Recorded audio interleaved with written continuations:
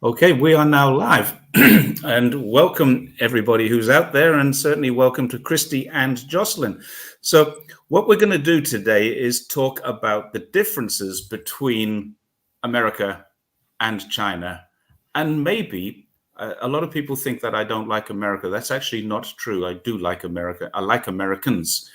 I do have a little trouble with what's going on between America and China, so I'm quite critical of America. And I'd like you guys to put me right where I'm wrong, because I know how much media is wrong about China. And I'm quite certain that how much media that I'm getting about America is wrong as well. So let's have a quick introduction. Christy, do you want to go first, since you've done this before and you're probably a little more relaxed? Well, I'm Christy Franklin. I'm here in the United States in Wyoming, and I'm on Twitter, and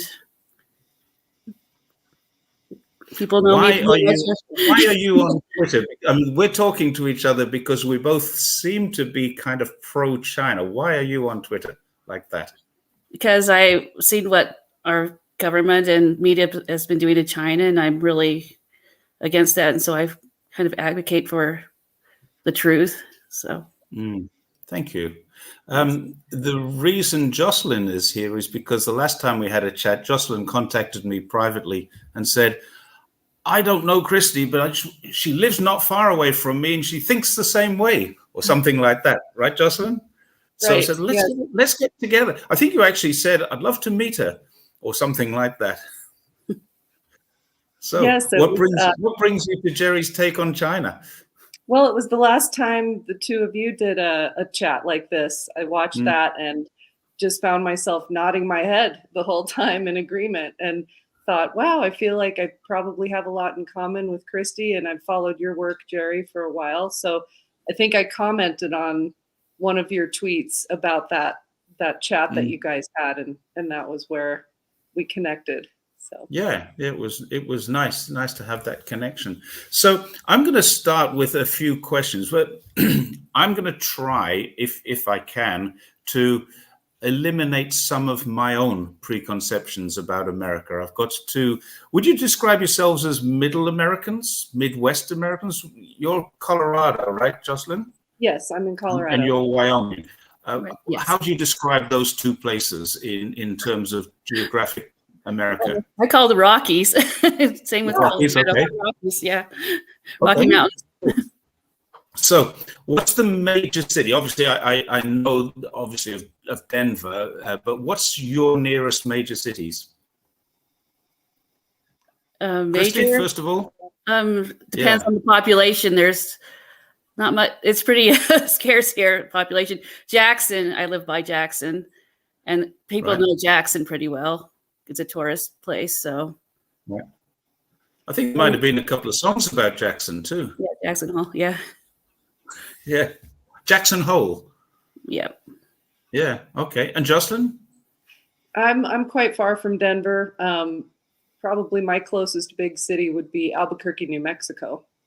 Oh, right. Okay. So, yeah, I'm kind of in a very rural area. Yeah, we've got a friend from New Mexico, actually. My wife did a very interesting thing a few years ago. She walked to Beijing, which took 4.5 months, with an American girl from New Mexico, from Albuquerque. So, yeah, she's a little bit of a relationship with that. What's the education system like? Joslyn, you go first. Tell me, you've got a teenage son, right? Right. Yeah. Yes. What's his education system like? It was very frustrating, actually. He decided to leave traditional high school and get what's called a GED, the graduation equivalency diploma. He's excels in math and reading, and just was having a difficult time being challenged in school, or having the experience of, they don't like smart kids. So he felt like he couldn't engage with learning as much as he would have liked. I think the social situation in when you say they, do you mean the teachers or the other students? Other students. So how did the other teachers handle that? I feel like most kids are just getting by. They're just getting through school, getting it over with. I didn't see a lot of kids engaged with education. It was just get it over with, kind of. And I think it's the social culture in schools that makes it really difficult. And Christy, your kids are younger, right? Yeah, they're elementary. Well, are you dreading this moment when they reach their terrible teens or anything like that? Yes, I am. I'd like to comment on that. My oldest is autistic, so it's a little different for him. He's a different program, but my younger kid, he's not autistic, and he is like yours, Joslyn. He kind of he's already excels, and he keeps on coming home and saying, well, it's too easy. All the work is too easy. The math's too easy. Everything's easy. He needs to be challenged. And I've been battling with his teachers, actually, trying to get them to challenge him more because he says he's bored. So it's been kind of a battle with the teachers. Sometimes I have to go in with meetings with them and say, he needs to be challenged more. He's telling me this and that. And I even did a more advanced math for him to show the teachers that he can do it. And I let him do it himself. And I said it to the teacher saying, look, he's a little bit more than what his classmates are. You need to challenge him more. So I don't know. Can the teachers do that? How big are your classes there? I think his has at least 25 students in his class. Joslyn? Similar here. Yeah. Wow. Do you know how many kids there are in a Chinese class? How many? Up to 60. Wow. 50 is very common. 55, 57, and I used to teach this student, used to come to my house, still friends, and still see each other from time to time. And she told me that during the COVID thing, she said everyone in her class got COVID. And I said, well, how many people is that? She said 57.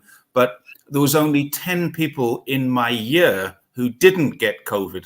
And I'm thinking 57 times 3 or 4 for the classes. Oh, no, there's 1,400 students in my year. 1,400 students. Can you imagine? I don't know if either of you have ever been a teacher or had exposure to teaching homework. I was a writing teacher to a class of 20 for several years. And I'm thinking to myself, my God, imagine being a writing teacher to a class of 60 and then having 4 or 5 different classes. My God, the homework would be incredible, wouldn't it? And are your classes interactive, or Chinese classes are all students lined up? There'd be 10 or 11 students deep and 4 or 5 wide, and that's your class. Everybody sits in lines and rows. Yeah, I think they and my 7-year-old, they actually have them in a group, I think 5 or 6 students, and each kind of in a little group. Their desks are in a group, in a circle, facing each other. It's kind of different. So they're interacting with each other. Yes. Yeah, and they have these, they have the different groups throughout the classroom. So, because I just recently visited his classroom and checked it out, and that's what they are doing in his classroom, because he's in 2nd grade. So, same thing in the high school, Justin. When your son got the GED, Small groups interacting. In the high school, the classrooms were arranged, desks in a row. I think more so in high school. I think in elementary they were in groups more. Okay. When your son got the GED or gets the GED, what's the plan then? Can he move on to any kind of vocational or tertiary education? Yes, he can still go to college if he wishes. It's it's fairly on par with a diploma now. It used to be years ago that was less preferable to do, but anymore you can still have access to very much the same opportunities with that. Okay. There's an interesting little question. Do the Chinese have school uniforms like Japan? They do have school uniforms. They are similar to, but not like Japan. Japanese uniforms are quite often like a little sailor suit. Generally speaking, most kids in China wear a sports, like a polo shirt and sports track pants, and that's what they wear. But most schools, in fact, all schools have a proper uniform. You rarely see students wearing them. They might wear them for graduation ceremonies and things like that. So that's an interesting question. What about in America? No. You have uniforms? No. Yeah, it depends on the. Actually, I think some schools might, like the private schools, might have uniforms. I don't know. Have you ever? Yeah. I've never dealt with private schools, but I think maybe there are some schools that do still do that. What would happen? This is an interesting. You see kids all around the street wearing their school uniforms. Everybody knows which school they go to, and there's big schools are big here. What would happen if it was a private school like that and the kids had a uniform?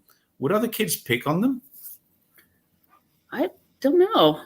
I don't know. That's I've never been to a school like that, so I'm not quite sure. It's in the UK that used to happen. Yeah. I mean, I didn't have to wear a school uniform for most of my school life. There was a couple of years where I did. I went to a private boarding school for 2 years, but we never went out in our school uniform, but we wore school uniform all the time in the school. But if I wore school uniform out, I'm quite sure I would have had rocks thrown at me or sticks or something. So it wouldn't have happened. I don't think so here. I think in my town, it's so small, I don't even think there is a private school here where that exists. So yeah, definitely not here. So just public school. They're not a big. Yeah, I wonder what it'd be like in New York or Los Angeles or something like that. So yeah, the Strin. Just, but my kids wear uniform, but they're in a charter school. What's a charter school? I think it's kind of a private school. Okay. Yeah, it's similar to a private school. Okay, that's something I've never heard that word. Yeah, before. it doesn't sound. Yeah, it's not public. So public usually don't use a uniform. So. What's in your regions?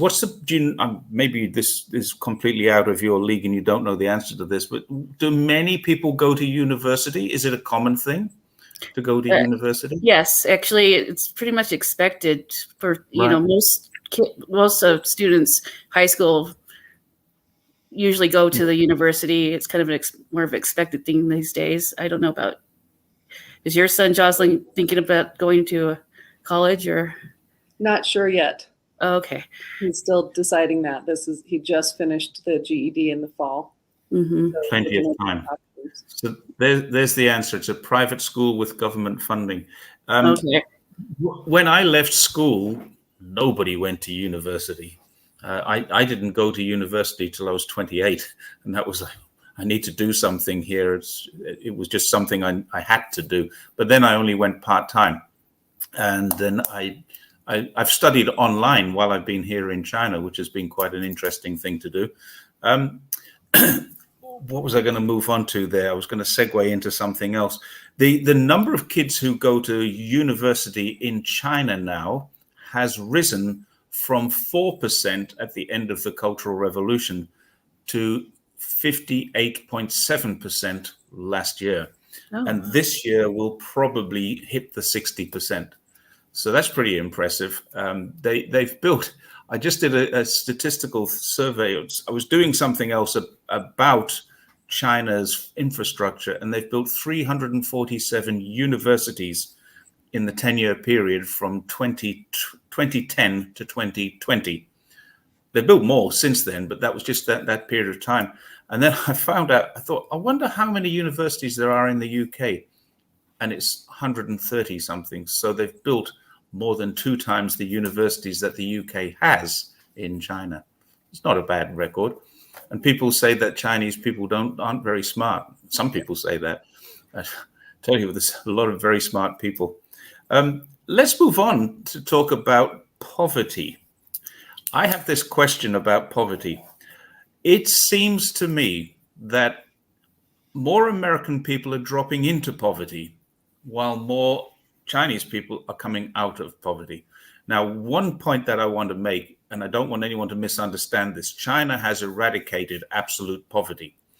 What that means is it is still a very poor place in rural China. Absolute poverty is like $1.50 a day or something like that.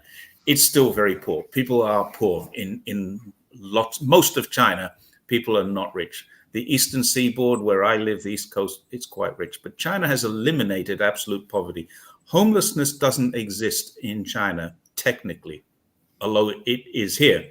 If you have a mental health issue, you can fall through the cracks because that's not as well developed as your mental health systems are. But those people sometimes find themselves homeless. But no one is technically homeless. If someone wants to live on the street, that's their choice. But they will get stopped by the police. And this is an interesting thing. They get sent home. They get a ticket to go home, and someone from the local community will meet them and then help them rehouse them into whatever housing accommodation. There are no homeless shelters in China that I know of. I've never heard of one. But in places like Shanghai, when it gets bitterly cold in winter, the police go out there and they round up people who live in the streets and take them to places where they can be warm, the bus station shelters and things like that, so they they don't die. And that's a side of China that most people don't realize. So I wanted to ask you, what's your experiences of poverty where you live? Because Christy and I touched on this before. And I'd just like to know, maybe Christy, you can go first and just tell us what's your experiences with Well, there's really no homeless here because they'll freeze to death because it's so cold. Yeah. But there are a little bit of programs for people that don't have the money. And I actually don't have really much experience here in where I live about that. I know that there's food banks for people that need food. They have food banks here for people that can't get food. But I haven't really met many people that are homeless. They're poor. There's a lot of people that are poor, and sometimes they, religious organizations will help them with, rent or housing expenses sometimes. My community here is a little bit better about that, making sure people are safe that way if somebody needs help. So that's a side of America that we don't see over here, that community spirit where the church organizations, the community organizations do actually kick in and help. And that's something I'm very happy to see. Yeah, Joslyn, what's your sorry, go on. I was going to say, it's not really government that much. There's a little bit of government involved, but it's usually a community and a religious church thing. So, but do they get funding from the government to do that? There's a little bit of help, but I've noticed that it's not quite as much as you think. The government doesn't provide that much help. That they should probably provide more for those people that are struggling. So, yeah, Joslyn, do you have any experiences? Yes, actually, in my town, even though it's small, the population in my town is 20,000, but there is a significant homeless population here. They have tried to create a homeless camp in a couple of different locations where the homeless can set up a campground. But they've had so many problems with, with drug use and with the accumulation of garbage in those areas. It just became very unsafe. So this summer they closed the one homeless camp that was here. And then you saw a lot of those folks reappear on the streets in the downtown area. There is a homeless shelter, but often it's full and they don't have enough room. There is a soup kitchen for folks to go and get meals that operates, and the social services in the area do what they can to help, but it's a growing problem. And I think the numbers increased with during COVID. Rents went up a lot, and that's continuing. The rents are going up so much here that a lot of people are finding themselves homeless. I saw a really interesting thing a little while ago where a politician was talking about this, and they've changed the wording. This is a very clever thing that I don't think it's just Americans do this, but I see this in American media. They've changed the wording of drug addicts to substance abusers, and that kind of softens that. I kind of approve of that, because I'm one of these people who thinks that drug addiction is an illness, not a crime, and it ought to be treated separately. The police should not be involved in that. I'm a former police officer, so I've got some background in that, and I would say that this is really something that needs to be taken away from policing. Crime, drugs are very, very interconnected, and if you can take away, I think part of Canada is just legalized even heavy drugs, what we would call class A or class 1 drugs. And the idea is to take away the stigma of it and make it less of a crime and more of a health issue. That's my view. Homelessness has never been a crime, but what I've found is that the American media now are calling these people unhoused people instead of homeless. And you now have a new category of people called vehicle residents. Have you heard of that one? Mm-hmm. It's in your media, vehicle residents. Now, to me, that's amazing. I've got a friend who lives in an RV. You might follow him online as Fernando of Are We There Yet? And I call him a vehicle resident sometimes, but he's chosen to do that, and it's a very nice RV. I've seen it. It really is big. It's 7-point-something meters long, and he's trailering it around southern China at the moment. So how did that... I mean, you said 20,000 people in your town. Any idea of the numbers who go to those soup kitchens or live in those camps? I don't know. I don't know the exact numbers. Okay. Just the fact that you've got a town or city of 20,000 people and you have homeless there, that shocks me. I have to be honest. We have what we call, in China, they have living gardens, gated communities. And they're not gated for any reason in terms of security. To a sense, they are gated for security purposes. Crime is almost non-existent, and that's probably because they've built things like that. But we've got gated communities with more people than your city or your town, Joselyn. 20,000 people living in one place in China, they just say, oh, it's quite small. Yes. I live in a small city, a very small city in China. There are only 4 million people here. Only 4 million. That's more than Denver, I think, isn't it? I'm not sure. I was just thinking that. I don't remember what the Denver population is now, but yeah. And that's a big city. Yeah, I know. For us, yeah. Yeah. Well, now you know. I'm going across the river to Shenzhen next week, and that has 20 million. Guangzhou is just up the road with 18 million. And there's no soup kitchens.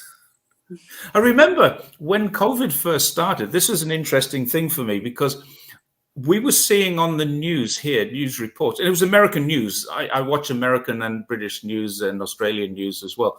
But I was watching these lines of mostly SUVs traveling across, queuing up, waiting to get food parcels. And I thought to myself, there's something of a dichotomy here. There's a real contradiction. The people, and now, don't get me wrong, I wasn't one of these people who says, well, you should sell your car because there's no market for it. But this is a really strange thing to Chinese people. If you can't afford food, why do you have a car at all? Now, obviously, when the circumstances change, you can't sell your car. And I don't think Chinese people really realize the distances involved. I don't know if you drive to school, for example, to drop your children off. Or I don't know if you have to drive to the supermarket, but here they don't. There's supermarkets all over the place. Everybody walks. Public transport is very good, and we don't need to. But it was really strange for me, anyway, to see these lines of very nice-looking cars queuing up 2 or 3 kilometers long to pick up free food. That's a dichotomy, if ever there was one. Is that a thing? Do American people live from hand to mouth? And if they miss one income or 1 month's income or 1 week's income, does that mean the next week is a serious problem? Yes. Yes. And talking about the food, the cars and stuff and the lines, during COVID here where I live, they had a food bank where they were just, there was people lined up in their cars. I mean, for quite a ways, waiting to get food for this food bank. They had it, what they call National Guard. is what they have over here. It's called National Guard. And it was at the building where they were doing it. The National Guard was handing out food. And there, I passed there and there was a very big line of cars. And that was during COVID. I remember that. Yes, it seems to be strange to me. Someone says, EL, American cities are designed poorly. I think Australian cities too, they're the same sort of thing. British cities are not so much. Public transportation in England is not very reliable, not very good, but at least you can get around your town or city a lot easier. But yeah, I think in China it's extremely good.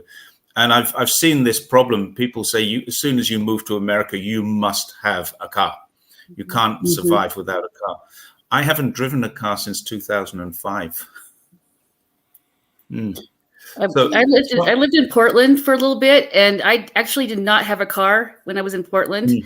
But it's just like you. I lived by Lloyd Center in Portland, and they had grocery stores. They had everything I needed over that area. Yeah. It was just across the bridge. A good neighborhood to live in. Yeah. So, it was pretty close. So I didn't have a car when I lived there. But then when I moved away from there, I had to get a car. So yeah. That's it. Have you ever heard of this place, Chongqing? Yes. Yeah. Oh, you have? I think I have. It's the largest municipality in the world. And it used to be part of Sichuan province until they built a dam there. And when the dam was being built, they hived off Chongqing, which was part of the province. I was there last year. And we were in the city center, what they call downtown, which is a big city with 8 or 10 million people. But we drove 3 or 4 hours to another city center called Yongchuan, which had 4 or 5 million people. And there are several of these things. So Chongqing is not technically one city. It's a municipality that is made up of, I'm not exactly sure, but several different city areas. And it has 32 million people living there. It's the largest city in the world, technically. But yeah, so Walter and Kevin, sorry, I didn't mean to put that one up there. That was an accidental click, sorry. Yeah, so poverty is a really big problem then, still, in America. Is it getting worse? I would say yes. I agree. Do you know why? I would say, in my experience, the biggest reasons are wages not keeping up with the cost of living, healthcare. I think that's the number one reason that people wind up in debt or homeless, is medical debt, student loan debt, all of these debts.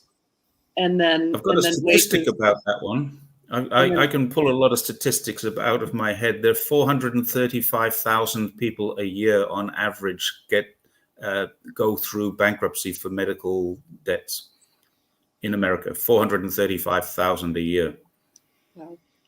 Sorry, but carry on. Yeah, I think that's you're confirming your number. The main reason, and then the cost of living going up, the cost of housing, food, everything, utilities. I'm watching all of that go up. And then if you don't have wages that can keep up with that, then you find yourself in poverty or worse. Yeah. There used to be a measurement called the $400 measurement. Do you know what that is? I don't. Is that where you have to have that amount for an emergency? Yeah. People, I thought you'd know it. It's kind of an economic term that they use, and there's a lot of people don't have enough money to handle a $400 emergency. I'm wondering now if inflation has taken your $400 to $500 or $1,000 emergency. It's more like $1,000 emergency. Yeah, you have to have at least $1,000, especially if you have car repairs or something like car repairs, major things like that, or repairs in your house. We talked about Albuquerque a little while ago. Breaking Bad was based on a guy with a medical debt. I think it was not so much his medical debt, it was that he was told he was going to die of cancer. And he decided to, it doesn't matter if I do what I do. And then he ended up, but he had to pay off the debt that his wife had incurred, or he and his wife had incurred through his cancer, and he went into crime. You know the TV series? Yes. Yeah. So I loved it. It was great. But yeah, a guy with a medical debt and not a care in the world because he thought he was going to die. So what a place to be. Passed on to family, unfortunately. Yeah, it does. It's a sad fact of life that I mean, in China, same thing. You won't end up in bankruptcy in China because of health, because you'll find your family. If you won't get kicked out of a hospital if you're going to die, that's one fact. But you will have a debt, and your family will help you. People do gather around and help you. It's quite a communal situation, but it can cost a lot of money in China. And until quite recently, there was no real serious medical health industry. But now everybody who has a job has health insurance. But it's not like your health insurance. What it is, when I was working, I've retired now, so I don't work. But when I was working, they put in 100 or 120 RMB every payday went into the bank. First month, I had 120 RMB available. The second month, I had 240 available. So if I needed $100,000 cancer treatment, I was going to have to find it myself. It didn't pay. But the longer you work and the less you use it, it's not an insurance. It's a bank, and the company does add something to it as well. But everybody's got that now. Everybody who has a job has that. So, and there are social insurances and there are medical insurances that you can buy, and some companies give you medical insurances as well. And if you work for the government, it's not a problem. If you're a retiree from the government, which many people are, it's not a problem because it used to be state-owned enterprises. So a lot of things happening there. Yeah, I have health insurance too. I through a company, and what it is it has a $5,000 deductible. So you owe $5,000, and then it kicks in for everything else. That's, I don't know what you have, if you have anything like that, Joslyn, but that's what I have. Me and my husband have that kind of insurance, and so you go in debt for $5,000, and then everything after that, then it covers. But that's a $5,000 debt's manageable, but cancer treatment is not. Yeah, so there was an interesting video series done by I don't know if you guys know Lee Barrett, who lives in Shenzhen, and Lee got cancer, and he made, this is not a secret, he made videos about this, so it's okay to talk about it, I think, because it's out there in the public domain. I can't remember the total figure, but it was something like 120,000 RMB, not dollars. 120,000 RMB to, first of all, have chemotherapy that didn't work. He had a very serious operation. And I mean, he had stitches all the way down the side of his body. It was quite serious. And then he went into radiation therapy after that. And the whole thing was 120,000 RMB. Now, there are 7 RMB to $1. So you can do the maths. It's less than $20,000 for total cancer treatment, and he was fixed. He's better now. He's back in China. He left China for 6 months and just came back 2 weeks ago. Yeah, I follow him on Twitter. So yeah, I thought you might. He's a lovely guy too. Yes. I met him in Daniel Dumbrell's bar about 6-8 months ago, just before he left. Actually, it was almost like a leaving do, where the Wu Maos get together for a drink. Where the Wu Maos. So I was going to talk about health. Are Americans healthy? No. No. It's kind of hard with all the junk food, and I don't know. It's just hard to keep healthy. Yeah. My problem is the beer, not the junk food. My wife is a great cook. We have fantastic food, very healthy food, but I just keep putting it on. And, I need to lose a few pounds myself. So. I think. Certainly I do. I'm not going to criticize anyone else. But what about general health? I mean, if we're a little bit unfit, I understand most Americans like to jog and go to the gym and things like that. Is that not true? It depends on the people. There's a lot more people I see when I was in the city in Denver, a lot more people were out jogging and doing things like that, exercising. But then there's people that don't do that, and they just go and eat, and they've got overweight. I've seen there's a lot more overweight people here. Yeah. That don't exercise as much. The same in your 20,000 town, Joselyn? This where I live, it's there's a lot of outdoor activities. So people here are pretty active with skiing and mountain biking and hiking and mountaineering, things like that. So it's probably a little different here with people being more active.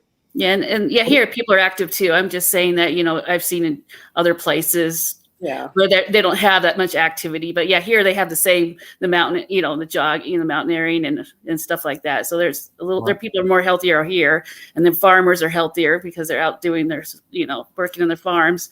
But other places where I've lived, I've seen some types of, because I used to live in Idaho and they didn't have as much of that stuff in Idaho. So I saw a little bit more of the junk food and obesity over there. So how bad is junk food? How ubiquitous is junk food? If you ask somebody in China, what do you think of American food? McDonald's. That's it. Burgers. That's American food. That's not true, surely. That's junk food. It is. It really is. Yes. Yeah, that's the stuff we try to avoid. I don't know about you, but I try to avoid fast food. Yeah. I try to eat healthy and cook at home as much as I can. So. How often would you go out to a restaurant? A restaurant, restaurants and fast food restaurants are different. Restaurants that you sit down and, you spend time, you can order healthier things that way, and it's better that way. But fast food, when you just go through the drive-through and it's quick, easy, and you take it with you, or it can. If you keep on doing it over and over every day, it's probably not a good thing. Joslyn, how often do you go out to a restaurant? Same as Christy. I go out to a sit-down restaurant, but I haven't been to fast food in 20 plus years. I figured that one out a while ago. But I'm also in the field of natural medicine. So so I lean towards a more holistic, I just saw a question come up just now that I'm going to put up here, because this is the very reason we all got together. Look at this question. One word, Joslyn. Terrible. One word, Christy. Very, very terrible. Very terrible. Abysmally. Let's really go worse than terrible. It's abysmal. I know that the national news and stuff is really bad, but when your community news, like I don't know, it was like a couple of months ago, I picked up a newspaper, Jackson Hole newspaper, and there it was, really going down, negative on China right there in the newspaper, my local newspaper. My local newspaper. Wow. That's when it gets very terrible, is when it's right there. Who owns your local newspapers? I'm not quite sure. I never looked into it, but I'm not quite sure who owns it. But they seem to it's the same thing as the mainstream media. That it seems like they just kind of do that when it comes to national news.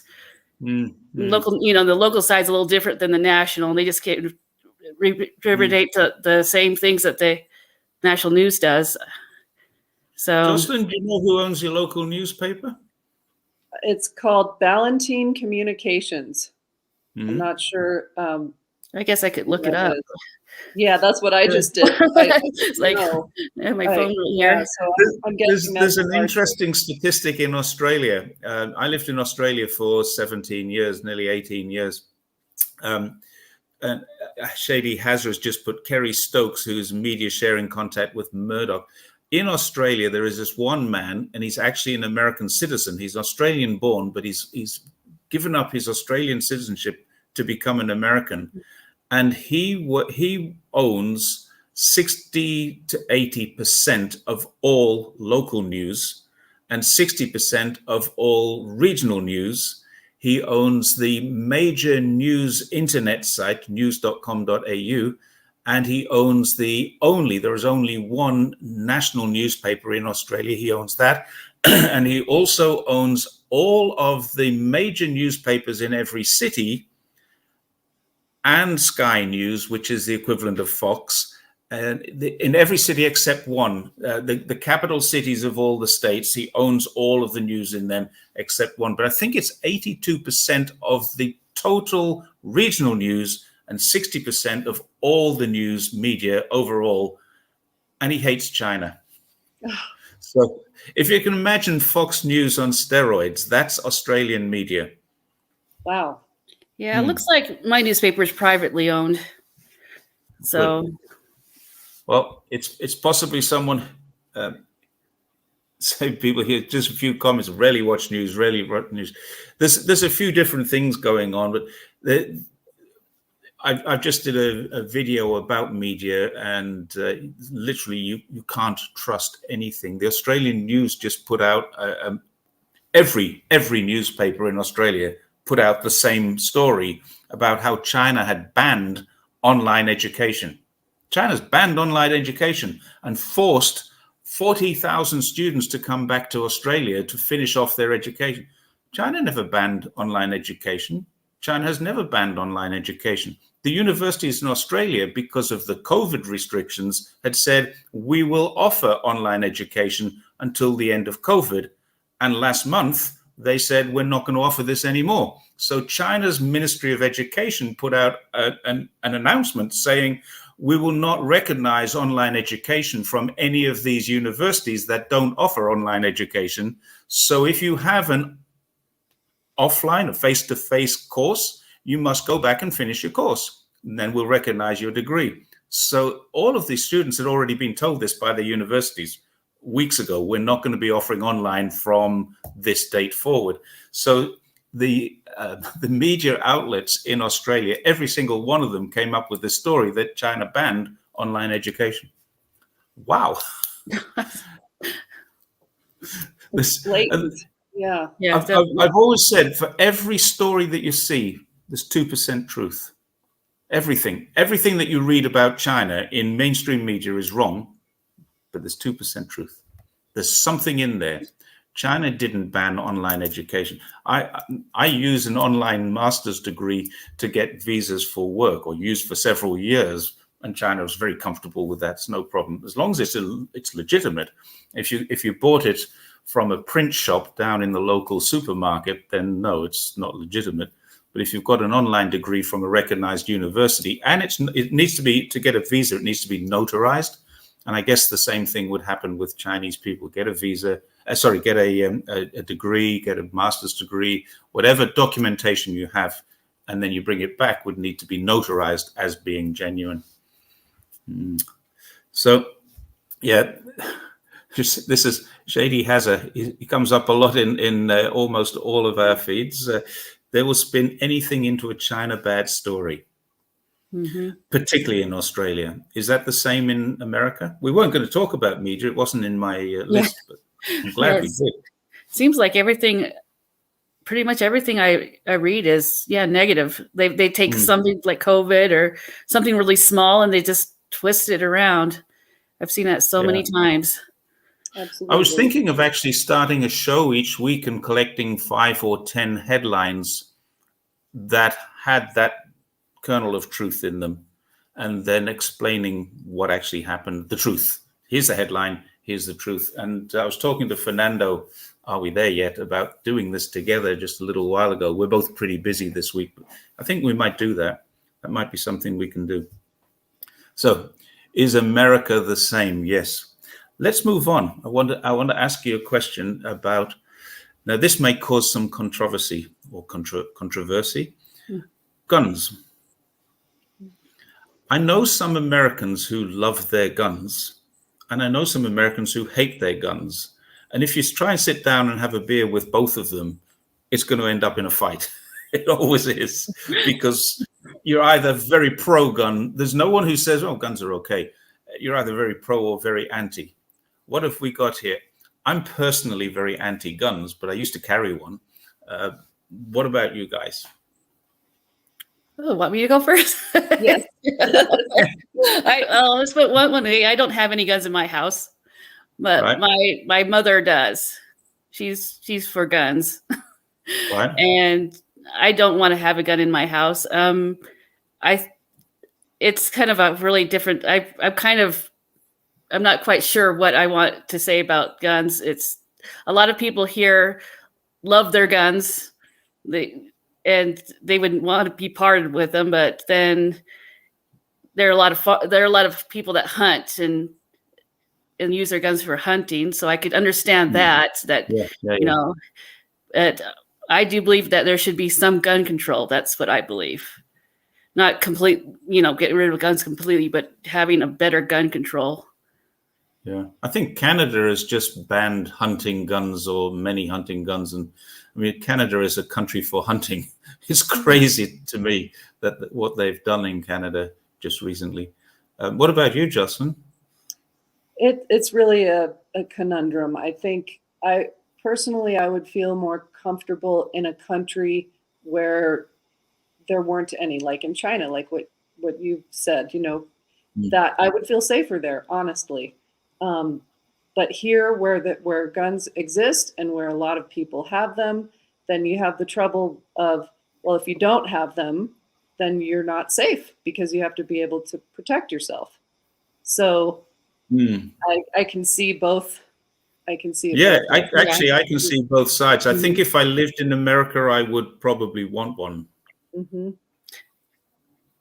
But that's based on my perceptions of America. I would probably want one. I know. I guess it depends on where you live. I mean, as I said, I don't have one in my house, and I don't want one in my house. But I feel safer where I live now, so I don't have that problem now. I guess there's a lot of that. My wife's cousin lives in Los Angeles, California. Well, he's in California. I can't remember if he's in Los Angeles or San Francisco. I think LA. And he sent a picture into the family group of his brand new gun. It's a gun.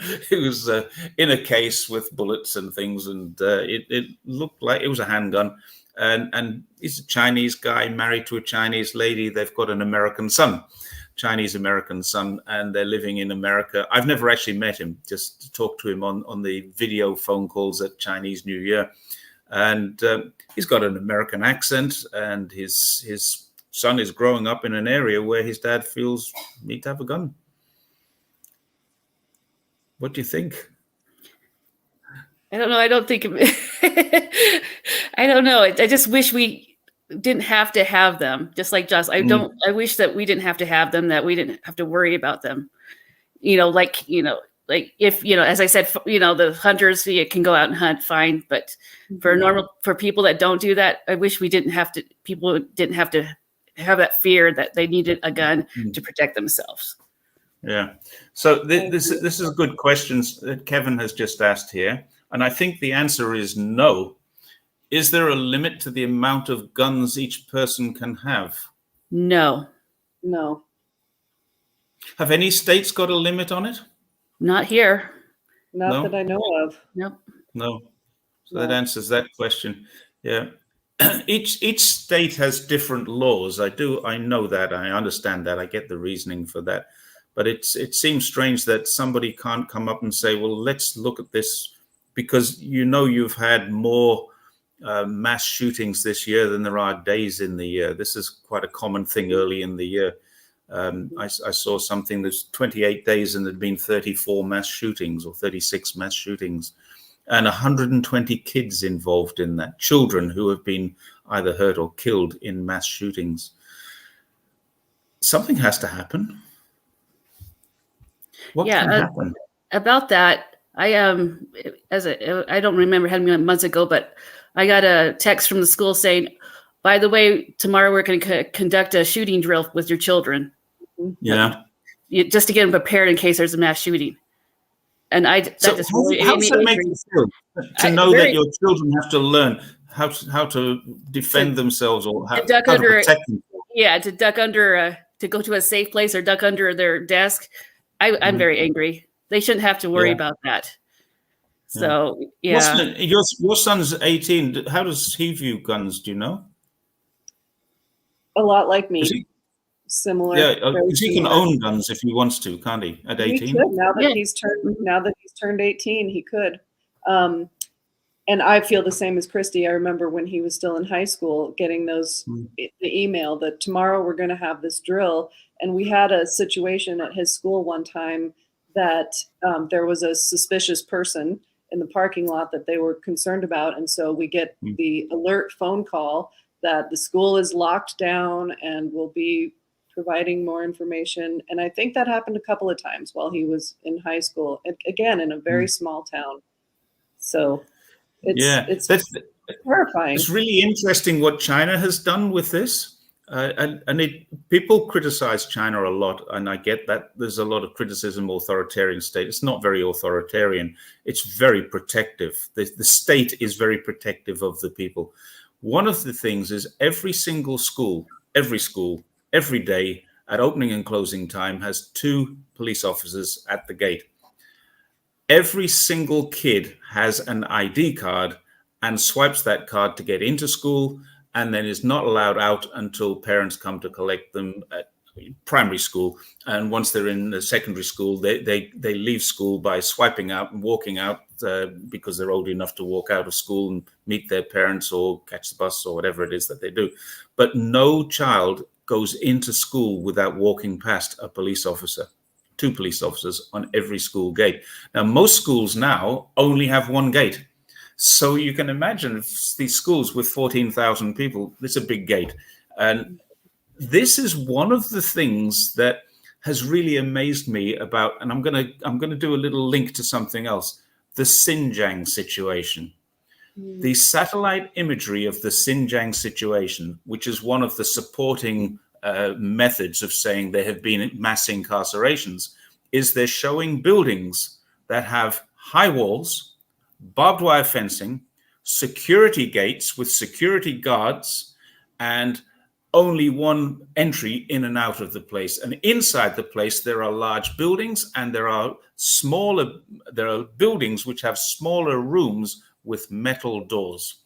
And it looks like they can house 4 people in each room. There must be cells. These must be detention centers. They're schools. That's what schools look like in China. They're safe. Primary school, not so daunting, but kids don't think anything of it because that's what their school looks like. When they go to school, they stay there all week, most of them. They live in the dormitories. These are the cells. These are the rooms with the barred windows as well. Must be cells because they've got barred windows. Well, that stops kids jumping out. That's one thing. It stops kids moving from room to room. I lived in boarding school for a while as well. I know what happens. You move from room to room. You're catching up with your mates after lights out. That's what happens. It's what we do, or what we did when I was 13 years old. I was doing that. Kids can't do that. They're not locked in their rooms. The doors have locks on them. And someone came to Xinjiang a few years ago as a media, in part of a media group, and he took a photograph of the lock on the door, and he was horrified. The locks on the bedroom doors. Yeah, it's so the kids, when they leave the room, they can lock it behind them and their stuff remains safe. What's the big deal? So you can see the difference between your schools and our schools. Mm-hmm. There has not been a killing in a school in China in several years. There was several of them, but they were all knife killings. And a series of copycat killings happened. And from that moment on, they completely changed the structure of schools. All schools are now secure. Primary schools, secondary schools, even kindergarten. You can't go in and out of a kindergarten without going through a security gate. No, they don't have that at the school here. You have to go through, they have all the doors around the school locked, except for the main entrance where you go through the administrative entrance, and you have to sign in or sign out if you visit. But anybody could walk through that main entrance, and that's it. Yeah. That's all they have. There's no security guards. There's no anything like that. You could just walk in, and it's very insecure. So schools in the UK started having security guards when I still lived there. There's one of the reasons why we wanted to move, and that was 1987. My son was just starting primary school, and the primary school were debating whether or not to put security guards in there. not for shootings or anything, but for damage and things that were going on. And my wife and I, she was Australian anyway, so we decided to go and live in Australia where it was much better. And it was a lot better. I'm not sure if it still is. I haven't been involved in schools for many years in Australia, but it was. But I know that there's some schools in bigger cities which they do have the security guards, and you have to go through a metal detector. I've seen that too. So it's just that from this small town, there's not as much security, but in bigger schools and bigger cities, there are more security. Do people? One of the things that I read was that they won't put policemen at school because the kids would be frightened of them. This is an interesting thing because apparently I live in the authoritarian state. I don't. No one is frightened of the police here. They'll just tell the police to get lost if the police upset them. And no one is afraid of the police. And in fact, the police are very friendly, very helpful. And two policemen standing outside of the school is not an issue for any of the kids or the parents. But then they don't look like stormtroopers. You know, they're not packing a utility belt full of different things that they can taser you with or hit you with or shoot you with. They just, or mace, the pepper spray. There's none of that. I mean, they have those things, but they don't use them at the schools. So I think it might be just a different perception. The school is quite a safe place. Parents are very, very comfortable putting their kids into school because you know that kid's not coming out of that school without some kind of authority or permission. That's good. Because I used to skip off school all the time. I'm sure most kids did. Joslyn, your son do that? Yes. Yep. It's once you're in high school, you can come and go as you please. Yeah. And they do have police officers at the schools here. Right. They call them school resource officers, but they're fully armed, regular police officers. Yeah. I'm not sure I'd like a school where you have fully armed police officers patrolling around, but the school's here with 2 police officers outside. And as I say, most schools, I think nearly all the schools that I've seen only have one entry and exit gate. And there's security in the school and police officers outside. I thought that was daunting. Now I realize that's reassuring. It's a different way of viewing it, I think. Yeah. This is a good point. This one. When people are afraid of police officers, there is something wrong with your system. Definitely. I would agree. And I think that's only getting worse here. I think that the fear of the police is getting worse all the time here. With all the police killings, I think over 1,000 people, if I remember correctly. Average 3 people a day in America get killed by the police, but that doesn't count the people they shoot and don't kill, which is considerably more.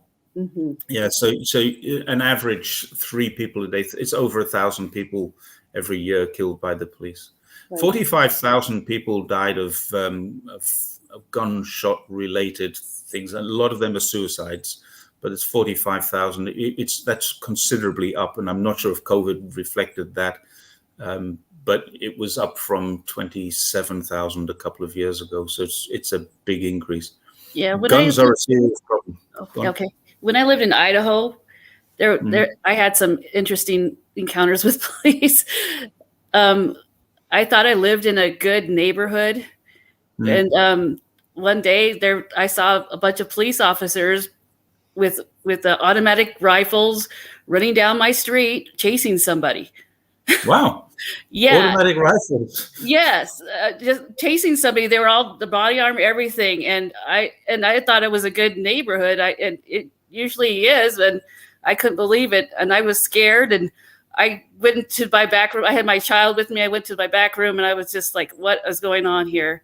So I've had, and then another time they were going door to door. So had 2 incidents going door to door because somebody had escaped from their custody, looking for this person. And the police came to my door and was like, did somebody come in here? It's like, no, I haven't seen nobody's come in here, but he didn't believe me. I said, come on and search. And he did. He went and searched my house for the suspect. So did they search everybody's house? I don't know. I don't know. I just couldn't believe it. Knock on my door, police officer looking for somebody. I need to search your house. I don't know if that's happened to you, Joslyn, but that was in Idaho. That's not here where I live now. But yeah, that was pretty scary. Those 2 incidences. And as I said, and that was only 2, but just to have those 2 really was kind of scary for me. So that did happen to me once, where they came to my door and they were looking for someone and wanted to know if we'd seen anyone, and came into the house briefly. Mm-hmm. Yep. So it happened to both of us. Wow. Are they allowed to do that? If they have your permission. Yes. Supposedly, if they have your permission. If they don't have your permission, then they have to go and get a warrant. But anymore, there's been a lot of cases of police just barging their way in. Mm-hmm. What about if they're in direct pursuit? If they see someone come into your property, can they then pursue them into your property? I think that would probably be okay. I think they have to. Yeah, probably do. I didn't think about that. Yeah. Yeah, but I mean, if someone's escaped, unless they know that that person is in your house, then surely without your permission, if you say, no, I don't want you to come in here, and if they say I'm coming in, I guess they're breaking the law. I'm not sure. And I had, as far as the gun violence issue, I had a dear friend from high school that was shot and killed in Denver in 2017. Wow. That was the first time that kind of violence had personally touched my life, but it did. Of course it does, yeah. You remember that? Oh, sorry, Jerry, go ahead. No, I was going to say I know someone who was murdered as well, and it's a terrible feeling to know that. Yeah, sorry, Christy, go on. Yeah, I was going to say, when I was in Denver, I actually have relatives that live in Aurora. Remember that theater shooting in Aurora? They live right next to that theater, and they went to that theater, not that day, but they usually went to that theater, and they were so shocked. They saw everything, the commotion from their backyard. That's how close they lived to that place. It was very scary. In Aurora, yeah. Yeah. Because that's not a very good place to live, but they live there. So as places you're not supposed to really live, that's one of them. Yeah, known for that. Yeah. Yes. So, but yeah, I just wanted to say that they were it was personal to them too, since they actually regularly went to that theater, to that shooting there. So. Yeah, Emily's put a couple of good points. I'm going to lighten the mood a little bit. This is Chinese police. I saw a police officer shooing away a chicken. That's Chinese police. That's about as strong as they're going to get. And Emily also this one. Well, I've seen a video of an officer shooting a dog. I've actually, as a police officer, I've actually shot a dog, and it's not a nice experience, but it was an injured dog. And we used to have something called the humane killer. This is a firearm of sorts, but it's a single shot firearm. And if we were on the street, on the beat, and we saw an accident with a cat or a dog or something like that, we could call up, get on the radio and say, can you send us out the humane killer? And then someone would come out from the police station bringing this thing. And it was a spring-loaded thing. And you pushed it down against the animal's head, and then poof, that was it. And I've had to do that. It's really not a nice thing to have to do, but it's and somebody Snarky's, I like the guy who likes Snarky's, it's unimaginable. As an Indonesian, I mean, Indonesia is a developing country. It's got big cities and it's got rural areas, but the same with me in China. And even as a police officer, it's unimaginable. And I worked in a group called the Diplomatic Protection, where I carried a firearm, and I did that for a couple of years, or no, less than a couple of years. But carrying a firearm means you respect them quite a lot, and I never take one home or anything like that. You book it in when you come off duty. You book in your 5 bullets and your gun go in, and that was what we used to do. But as a British Australian living in China, what you've been through there, to me, also seems completely unimaginable. Yeah. So somebody said it sounds like a bolt gun. That was my spring-loaded thing. That's exactly what it was. And it shot a bolt out, but the bolt came back into the gun, so then it had to be cleaned. So it was a very, I would call it an archaic way of doing things, but it was a useful thing to have, a very useful thing. Let's move on. The last thing on my list that I have to talk to you about was infrastructure. You've seen China on videos and things like that. Have you seen the bridge from Hong Kong to Macau? I've seen a picture of that, yes. It's an amazing thing, and they're building another one just 30 kilometers up the river. This is a 70-kilometer bridge, tunnel, artificial island complex. They're doing this all over China, but these are two just down the road from me. Literally, I can be in Hong Kong airport in about an hour, and I live on the other side of the Pearl River. Now, I don't know if you know where the Pearl River is. It's quite a big river. It goes, you've got Hong Kong and Shenzhen on one side, Macau and Zhuhai on the other side, and I live just north of Zhuhai. So I'm, as the crow flies, quite close to Hong Kong, but it's a 90-minute ferry ride to get on there. So to get there now, it's even faster because I don't drive, but I just get into a car and the car takes me across, and I can be in the airport in about an hour. Door to door, getting off the plane, from the walking out of the plane through the customs immigration and to my front door, 2 hours. And I live about, I would say, 100 kilometers from Hong Kong airport. Not bad, is it? No. How's the infrastructure where you are? I wish I had a high-speed train to take me to a city, out of here to a city. That would be nice. High-speed train. Well, how far away is your city? Salt Lake. Well, that's quite like 3.5 hours to go to Salt Lake. That's the biggest city close to us. So, or Boise, Idaho. That's about the same amount of time. But yeah, it's kind of, last time I had to fly out.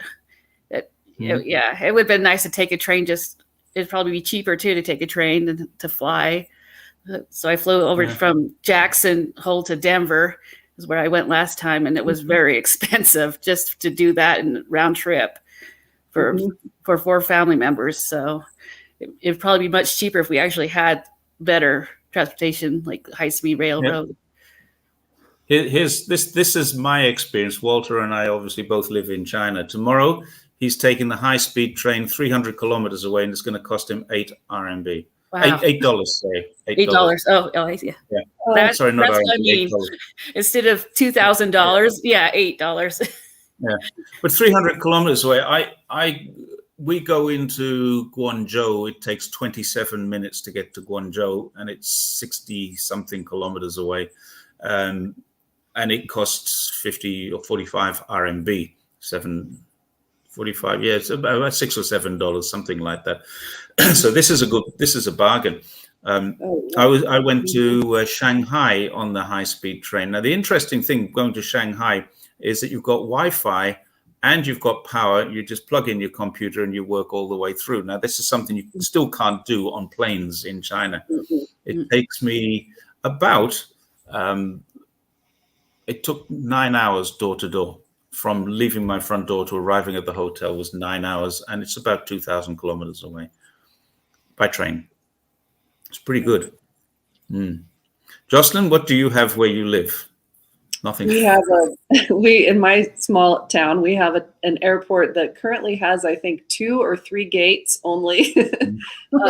Sounds like here. Yeah, but you have to fly to either Denver, Phoenix, or Dallas. I think those are the only 3 cities you can fly to from here. So if you're going anywhere, you have to go to one of those first. And it's very expensive.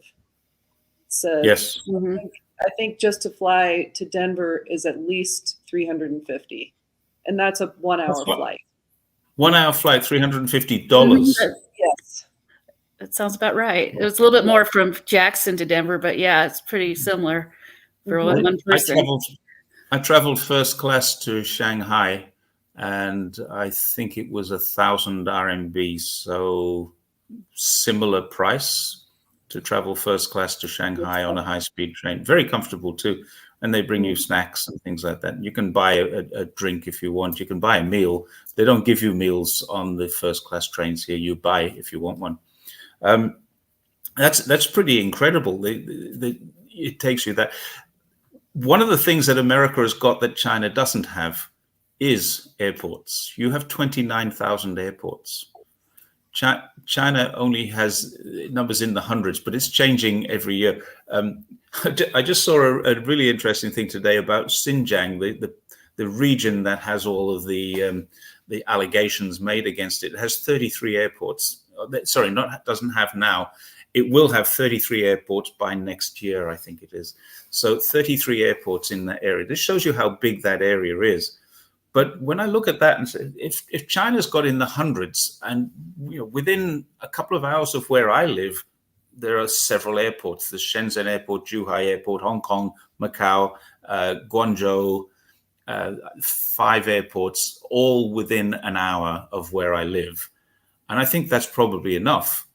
But you've got 29,000 airports. That's amazing. But it's very expensive to fly. Yes. That's the problem.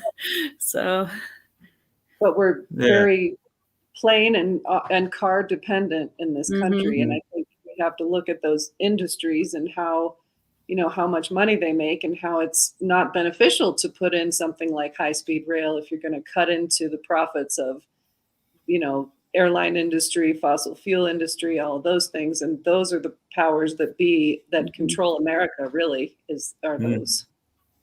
I think you've just hit a nail on the head there. Yeah. Your politicians don't control your country, but you have local politicians that you vote for. Why don't they get infrastructure for their region? What are they doing? Why are you both laughing at me? I'm laughing because my representative is so not my representative. Same here. Not my representative either. It's funny. I have Lauren Boebert, and I just don't even bother. She's great. I love her. I like her adverts. Yeah, she's interesting. Who would believe that someone like her can end up in a position like she ended up? But a lot of people voted. I guess you didn't vote for her then. I did not vote for her, and I was amazed that she was reelected. Yeah, I was amazed. Yeah. Holly says the airline industry has a very strong lobby.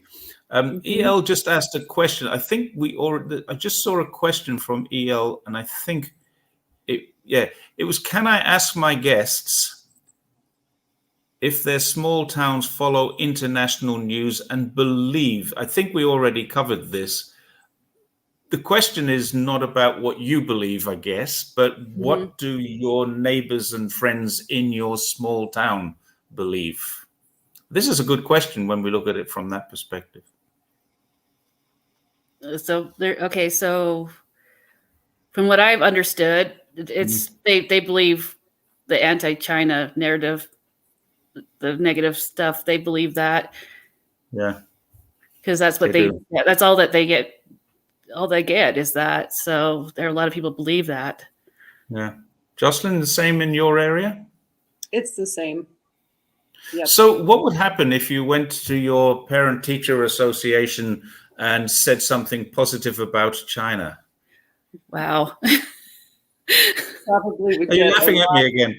A lot of pushback, and that's good that you brought that up, because it ties in what my son said about his experience in high school, was that what they are teaching in the schools is exactly what the mainstream media is saying when it comes to China, because he knew that I was studying China and following a lot of that and sharing with him, and he would go to school and hear something completely different and awful about China and come home and ask me, here's what I learned in school today, Mom, about China. Is this true? Absolutely not. And presumably from teachers too? Yes. So teachers are teaching stuff that they don't know. I've got this kind of theory about news and media. I just wrote an article about it called the gel man effect. Michael Crichton, the writer, coined this phrase. It's not a real thing, but he wrote it in Westworld. You read the newspaper about something you know, and you say, this is rubbish. This is not true. What are they talking about? Didn't they do any research? You know that this is a lie. Then you turn the page and you say, look what's happening in China. Look what these guys are doing over there. And you believe everything they say about it. But you've just read something that you know about and you don't believe a word of it. Is that what's happening in your country? Jocelyn, first? I would say so. That article was very good. I agreed with that, all of that very much. I think that's exactly what's happening. Oh, you read it? Yes. Oh, I'm impressed. I think that's exactly what's happening. And like you said, once you start scratching the surface and realizing, oh, wait a minute, this isn't true. And then it's like a domino effect. You realize how little of it at all is true. Okay. But so it takes somebody being exposed to something in the first place to realize that. Otherwise, they just take it all as truth. Yeah, very true there. Yes. That's my next question. What can we three have all gone through this, and we've obviously realized that what we're reading about China is not right. Now, in my case, I live here, so I see it every day. You guys have somehow had this epiphany, this watershed moment where you said, that can't be right. And you have converted to what I would call normality. You're seeing China differently, and you're following people like me and Daniel and probably Cyrus Jansen and those of us who are talking about China. And we get accused all the time of being paid by the government to say this. And, how come your talking points match the CCP's talking points? Because they're true. That's why they match, because it's true. Here's a picture, here's a video, this is true. So how can Christy and Joslyn's experience, what happened, and how can we make that happen to 300 million other people? Wow. By chance for me, as you know, I got back online on Twitter and I read something from the BBC that didn't add up, and I asked a question: why is this different from what I understand? What you said before, and people answered saying, "Well, that's not true. They're not telling you the truth. That's not right." And I'm like, okay, so that's why I started questioning things like, okay, what else do I not know what's going on? And it just kind of it just kind of changed my mind. Right. As I started following you, Jerry, and the others, and little by little, even like the Tiananmen Square massacre didn't really happen the way it was supposed to, that they had said in the media. That was a big shock to me, because I had believed the other story that all these students were killed, and 2,000 or more students were killed, and I couldn't, little things like that, just kind of over time made me realize what was really going on. So. Yeah. The biggest problem is that people say China is behind the bamboo curtain. It's difficult to go to, and it's not difficult to go to at all. Anyone can come here. Xinjiang is even harder to go to because it's 5 hours flying time from Beijing or Shanghai, 5 or 6 hours flying time. So they say, it's remote and it's difficult to get to. And yeah, it is difficult to get to, but that's only because it's so far away from everything. So, Joslyn, what can we do? How can we get people to think like you think, and how people like Christy thinks? Well, they need to go ahead, Joslyn. I was thinking that they just need to get through this. The mainstream media just need to get through that and just go directly to people like you, and just not even watch the mainstream media anymore. Joslyn, anything like that? I think that's the thing, is that the getting away from the mainstream media, looking at smaller independent news and commentary, and going right to the source. But you're telling us your independent news is, no, Christy, that was you. Your independent mine news is not. Yeah, not even independent news. Yeah, mine was. It's the same as the mainstream. So even that they can't go to. So. Yeah. I don't know. So Hazza says, how long is it by bicycle? And he's talking about from Beijing to Shanghai. And the answer to that is I have no idea. I've never ridden it. I can tell you exactly, it's 4,931 from the border of Macau to the border of Kazakhstan. I know that because it's been done. And I've got it tattooed on my arm as well to say that I did it. So anyway, there's King Kwesi saying Way High is saying hi. We've been an hour and 20 minutes now. Is there anything that you guys would like to add before we say good night? Because we said about an hour and 20, hour and 30 minutes. So Jocelyn, anything you'd like to add to the evening? Your morning, sorry. My morning. Yeah, the sun's coming now. Mine too. I don't think so. I'm just very happy to be in the conversation and to follow your work, Jerry, and to get to meet you, Christy, and make these connections. I think the more friendships that we can build, I started learning Mandarin a few years ago, just self-taught, not taking any formal classes, but I found a site called Conversation Exchange and started meeting people in China online to have conversation exchange. That's kind of nice. And I think that the more of us can have these personal connections between our countries, the better, that we can know each other and share, like we have in this conversation, the comparisons just in a real way without having to look at news and narratives and things like that. So I'm grateful for all the opportunities to do that. Thank you. Christy, anything to add before we say good night? Yes, or good morning? Good morning, yes. It's 12:21 now, according to my clock, a.m. Yeah, I just wish more people would get away from the media and just watch, people like you, and just kind of maybe travel more would probably help people to travel, to have an open mind. Some people around here I've noticed are pretty prejudiced. Some people I've seen, people need to have an open mind about things and be willing to travel, get out in the world, because a lot of people haven't traveled out of the country. They need to see the world. That's actually a good point. In your communities, how many people have passports and go overseas? Not very many people. Yeah. Yeah, I think most people in America go to either Canada or Mexico. We talked about that before. How many have actually been overseas? I've met a few people that have been to Asia, but not very many. No, they've been to maybe other places like Europe or, as you said, Mexico or Canada, but not so many people have been to Asia. I do have there is a little small Asian community here, not very big, but even then, they've noticed some prejudices against them. My mother's fiance is part Chinese, and he's had prejudice against him too. So, that's just part Chinese and part native Hawaiian too. So, really? They're planning to get married soon. But nice. Where will the wedding take place? Oh, here where I live. Yeah. Okay. No, not in Hawaii. That'd be that's their honeymoon, apparently. Because he has relatives. Going. He has relatives over there. They're going to visit. So, So this is the answer. People need to look at things with a fair lens, and life will get better for sure. We all need to take off. In my case, I call it my Western lenses.